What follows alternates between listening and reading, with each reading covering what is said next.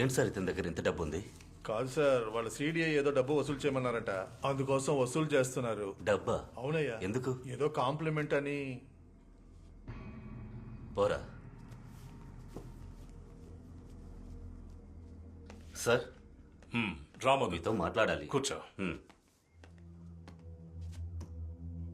Sir, మీరు చెప్పారని లా క్లాసులో డబ్బు వసూలు చేస్తున్నారు సార్. డబ్బా? నేనేం వసూలు చేయమని చెప్పలేదే.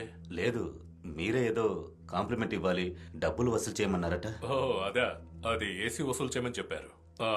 మీరు వెళ్ళి ఏసీని అడగండి. లేదు సార్, ఏయ్, అది బుద్ధి లేదా నీకు? ఒక బిల్ రాయడం తెలీదా? ఇలాగ బిల్ రాసేది ఎన్నిసార్లు చెప్పాలి నీకు?